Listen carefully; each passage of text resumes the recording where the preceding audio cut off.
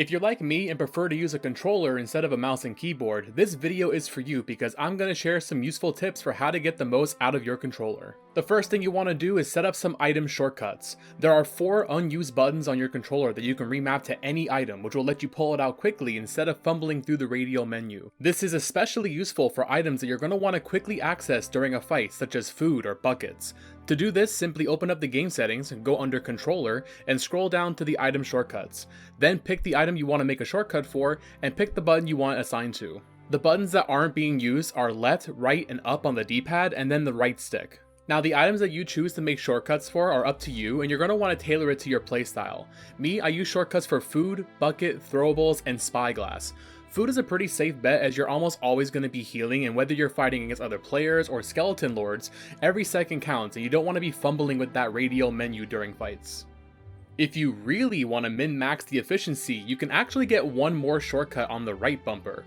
The right bumper is what you use to bring up the Pirate Talk menu, which lets you communicate with other players. But if you have a microphone, this is pretty obsolete. It is a little useful for communicating with other crews who maybe don't have mics, but you can also plug in a keyboard to your Xbox if you really want to use that instead. I'm not sure if that works on PlayStation 5 though. Maybe a PS5 player can try it out and then leave a comment if it works there. But if communicating with other pirates isn't a priority for you, this is an option. What some people might find useful is moving the jump button to a bumper. That way you can aim while jumping up and down, which is useful if you're trying to get into a lot of PvP battles.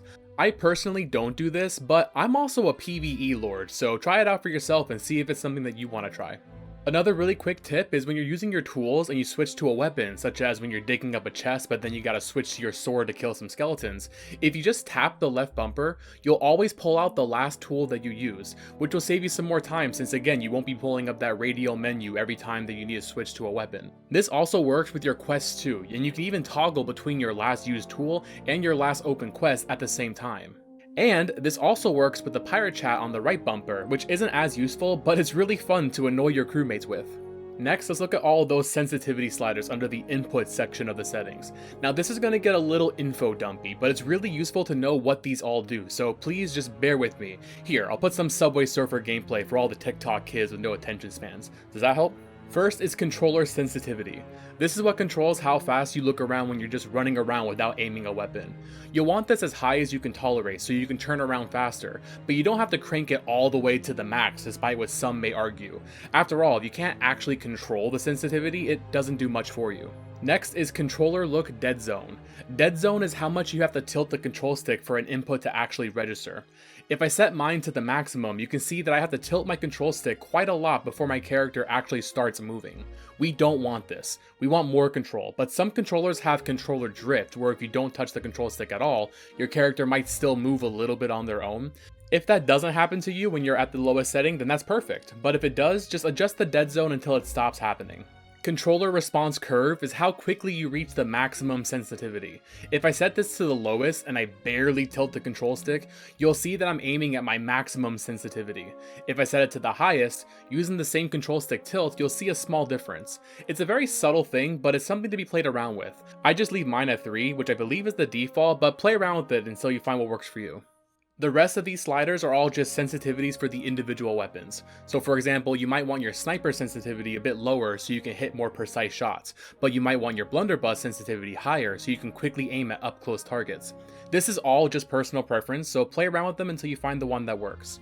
One thing I'll suggest is that you give it some time before changing your mind though. Sensitivity can take some time to get used to, so don't switch to a higher sensitivity, play for like 10 minutes, and then just decide to switch back. Give it a good hour or two before tweaking it to give yourself time to adjust. The last controller setting I'll talk about is aim assist. Almost every game has this. It's supposed to make it easier to hit targets, but I personally find it a little more intrusive than helpful. For example, I'll be wanting to aim at maybe a gunpowder barrel next to a guy, but then I have to like fight the aim assist who wants to aim at the skeleton next to the barrel.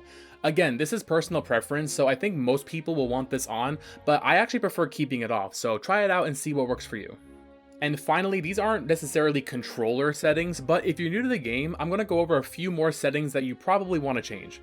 First, under the graphics settings, increase your field of view to 90. This lets you see more of what's around you. If the ghostly treasure makes you want to vomit when it's all swirly like this, under the graphics settings you can actually disable the blur, and in my opinion it is so much better like this. Under the HUD settings, change the island banners to slimline. This makes the island banners not take up half your screen and block important things like your health bar while fighting. You can also turn them off completely if you prefer, but it's nice to know where you are, especially if you're stranded at sea in a rowboat. And that's all the tips I have for you gamers. I hope you found these tips useful. If you did, I would really appreciate a like and a comment on this video, as that's what tells YouTube to push the video out to more people. And hey, if you're new here, I'm a new Sea of Thieves channel, so consider subscribing so that if I ever blow up and have 1 billion subscribers, you could tell all your friends that you were one of the first. Thank you so much for watching, and as always, stay epic, gamers.